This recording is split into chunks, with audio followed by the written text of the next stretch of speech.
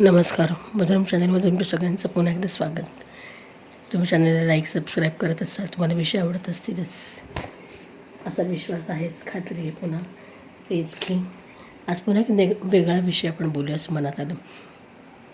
आता आपण रोज सकाळी उठल्यापासून रात्र झोपेपर्यंत ज्या ज्या क्रिया करतो तिला आपण कर्म म्हणूया. आता एखादा म्हणला कर्म कर्म कर्म म्हणजे काय, तर कर्म म्हणजे आपण सकाळी उठल्यापासून रात्री झोपेपर्यंत ज्या क्रिया करतो ती म्हणजे कर्म. मग त्याच्यामध्ये चालणं, बोलणं, उभं राहणं, बसणं, नंतर ऐकणं, वास घेणं, वास न घेणं, जगणं, जन्म घेणं, ह्या सगळ्या क्रिया ज्या आपण करतो आहे तर हे कर्माच्या सिद्धांतामध्ये येईल. ह्याच्यामध्ये त्यानुसार त्या कर्माचे 3 प्रकार पडतील: क्रियमाण कर्म, संचित कर्म आणि प्रारब्ध कर्म. आता कर्माविषयी मी बोलत नाही, विषय कोणता बोलायचा आहे आपल्याला कळेलच, पण थोडंसं क्रियमाण म्हणजे काय, तर ज्या ज्या क्रिया आपण जसं बोललो की कर्म केल्यानंतर ते करणाऱ्याला फळ देऊनच शांत होतं, किंवा क्रियमाण कर्म करतो जे आपण ते फलद्रूप होतंच, पण फळ बघून आपल्याला त्यापासून मुक्ती मिळते. अशा प्रकारचं ते क्रियमाण कर्म म्हणता येईल. आता उदाहरण द्यायचं झालं तर दशरथ राजाला पुत्रविरह झाला की राजा दशरथाने श्रवणकुमाराची हत्या चुकून केली, तेव्हा त्याच्या वृद्ध मातापित्यांनी त्याला शाप दिला की तुझा मृत्यू देखील पुत्रविहाराने होईल. पण अशा राजा दशरथाला शाप दिला तेव्हा राजाला पुत्र झालाच नव्हता. मग क्रियमाण कर्म शापाप्रमाणे तात्काळ फळ हे कसं देणार, कारण त्यावेळी राजाला मुलगाच झालेला नव्हता ना. म्हणून हे क्रियमाण कर्म फळ देऊन शांत न होता ते संचितात जमा होतं. म्हणजे तुम्ही मागच्या जन्मी काहीतरी चूक केलेली आणि ते संचित होऊन कर्म तुमच्या पुढच्या आयुष्यामध्ये तुम्हाला बघायला मिळतं. आणि मग संचित साठलेलं कर्म जे आहे तर ते संचित कर्म तुमचं प्रारब्ध कर्म म्हणून परिपक्व झाल्यानंतर फळाला येतं असे म्हणता येईल. आता धृतराष्ट्राचं उदाहरण देता येईल की राजा धृतराष्ट्राचे 100च्या 100 पुत्र युद्धात मारले गेले. तेव्हा श्रीकृष्णाला विचारलं की असं का झालं असेल, इतकं पुत्र वियोगाचं दुःख त्याला का त्याच्या नशिबाला असेल. तेव्हा भगवान श्रीकृष्णाने त्या धृतराष्ट्राला सांगितलं की तू पूर्वजन्म बघ तुझा, आणि त्याने त्याची दिव्यदृष्टी त्यांना दिली. तेव्हा त्याच्या लक्षात आलं की साधारण 50 जन्मापूर्वी एक तो पारधी होता धृतराष्ट्र, आणि पक्षी पकडण्यासाठी तो एका वृक्षाला त्यांनी आग लावली होती. आग लागताच वृक्षावरील सगळे पक्षी पळून गेले. मात्र आगीची झळ लागल्यानं त्यातील कित्येक जण आंधळे झाले. तर पक्ष्यांची 101 लहान पिल्लं उडू न शकल्यानं आगीत होरपळून मृत्यू गेली. आणि हेच त्याचं ते क्रियमाण कर्म जे त्या क्षणी फळ देऊ शकलं नव्हतं, पण त्याचं रूपांतर संचित कर्मात झालं, आणि संचित कर्म त्याचं प्रारब्ध कर्म ठरलं, आणि प्रारब्धामध्ये त्याला हे अशा पुत्र वियोगाचं दुःख हे फेडायला लागलं असं म्हणता येईल.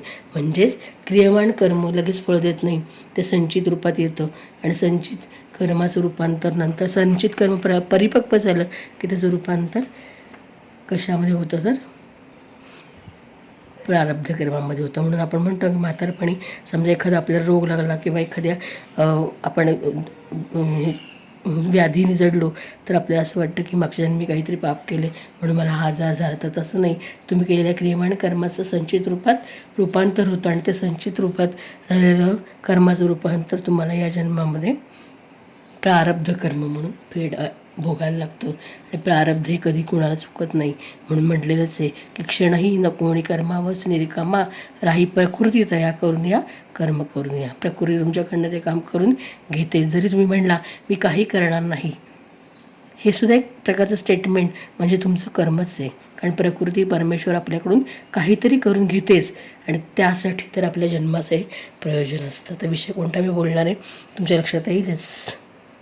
जसं आपण कर्म म्हणजे काय, तर रोजच्या क्रिया आपण ज्या करतो तर त्याचं रूपांतर ते कर्म, मग कर्माचे क्रियमाण, संचित आणि प्रारब्ध असे 3 प्रकार जर आपण पाडले तर क्रियमाण कर्मही लगेच फायला येत नाही, तर संचित रूपात साठवलं जातं, आणि संचित कर्म परिपक्व झालं की त्याचं रूपांतर प्रारब्ध कर्मामध्ये होतं.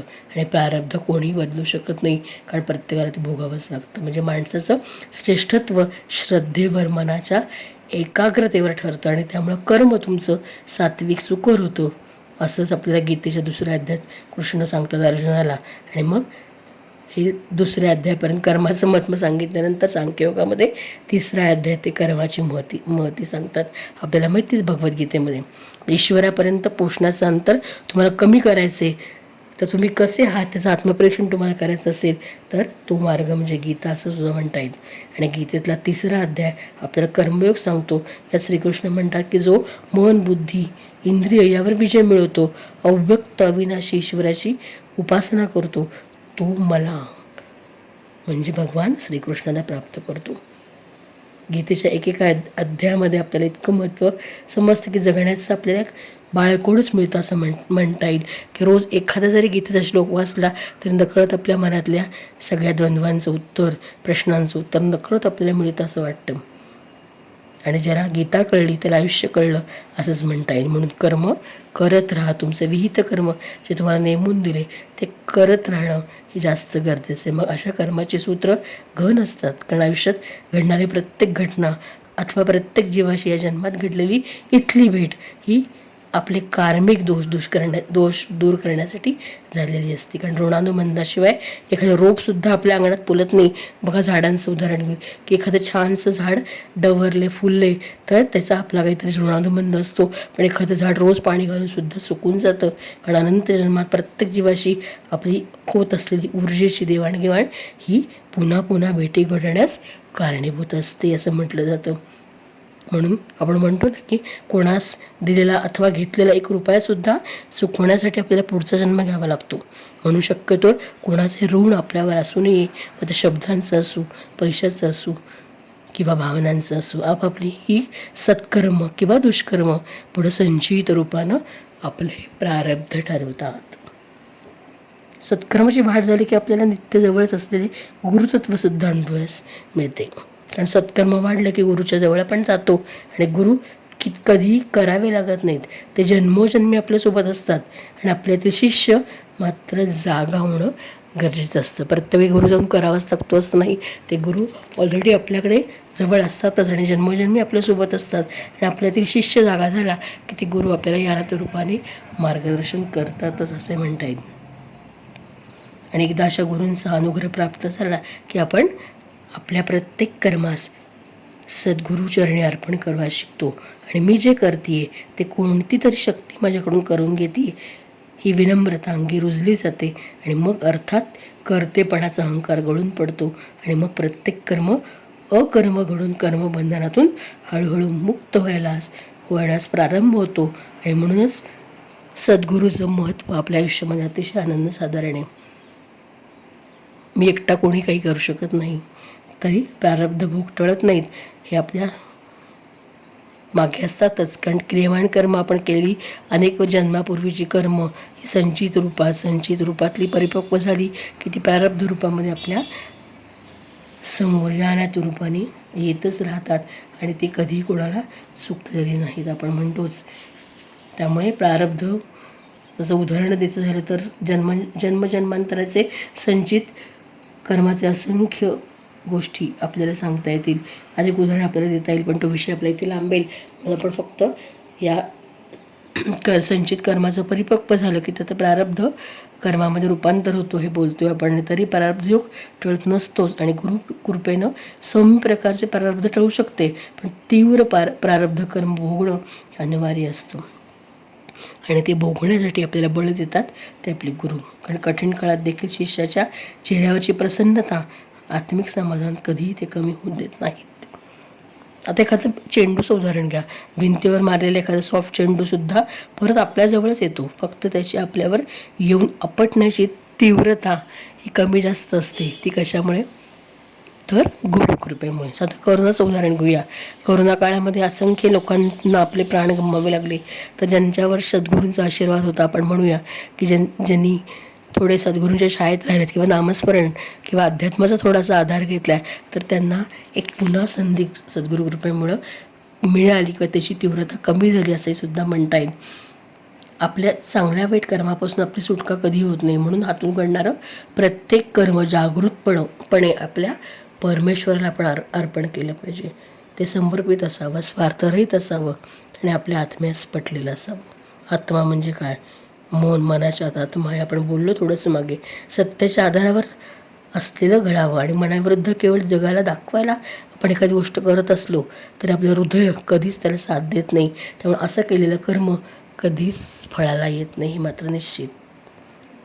पूर्वसंचयानुसार घडणाऱ्या घटनांचा ज्योतिष आपल्याला आलेख देतं, पण गुरुकृपा आपल्याला असेल तर कर्माप्रती ती सजगता निर्माण करते. अर्थात हा ज्याच्या त्याच्या श्रद्धेचा भाग आहे.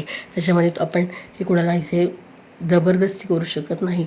पण प्रारब्ध म्हणजे काय, तर जे संचित कर्म परिपक्व होऊन फळ देतं आणि तेच आपण म्हणतो प्रारब्ध आहे माझं. जे प्रारब्ध आहे म्हणून मला आत्ता या जन्मामध्ये हे भोगायला लागते, कारण हे आपण आपल्याच हाताने केलेलं असतं. त्याच्यासाठी दुसरा तिसरा कोणी जबाबदार नसतो. तर प्रत्येक गोष्टीसाठी आपण स्वतःच जबाबदार असतो आणि आपण केलेली कर्मच आपल्याला फळाला येतात किंवा आपल्याला ते चिकटतात आणि त्याचं फळ भोगल्याशिवाय आपली सुटका होत नाही. मग ते चांगलं असो किंवा वाईट असो हेच तिथून आपल्याला सांगता येईल. अशा प्रकारे प्रारब्ध म्हणजे काय, तर प्रारब्ध कसं ठरतं, तर प्रारब्ध संचित कर्म कशामुळे तयार झालं, तर तुमच्या क्रियमाण कर्मामुळे. क्रियमाण कर्म म्हणजे तुमच्या हातून झालेली एखादी चूक आहे आणि त्या चुकीचा परिमार्जन म्हणून तुम्ही केलेली कृती की जी तुम्हाला लगेच पाहायला येत नाही, मग ती संचित कर्मात रूपांतरित होते. आणि संचित कर्म तुमचं परिपक्व झालं की त्याचं रूपांतर तुमच्या प्रारब्धामध्ये होतो.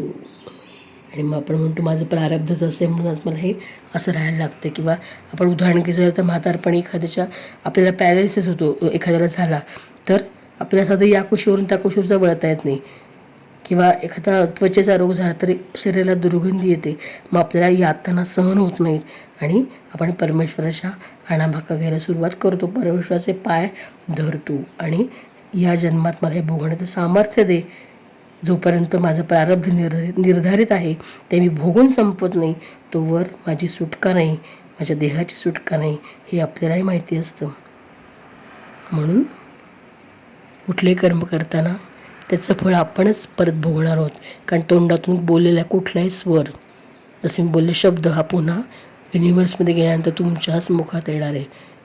जसं आपण नेहमी म्हणतो सर्कल ऑलवेज कम्प्लीट्स, तसं तुम्ही केलेली कर्मच तुमची प्रारब्ध म्हणून या जन्मात येतात. त्यामुळे कर्म करताना सद्गुरूचा आधार जर आपल्याला असेल थोडासा, तर आपण करणारं कर्म आपल्या हातनं हे चांगलंच होईल. आपल्या विचारामध्ये सकारात्मकता येईल, सजगता येईल आणि आपण आपल्यातनं होणारी कर्मही शुद्ध स्वरूपाची होतील आणि नकळत आपल्या आत्म्यास सद्गती देतील. त्यासाठी सद्गुरूंचा आधार हवाच असे म्हणता येईल. आणि म्हणून भगवद्गीता काय शिकवत नाही, भगवद्गीता सगळं शिकवते. पुन्हा भेटूच. धन्यवाद.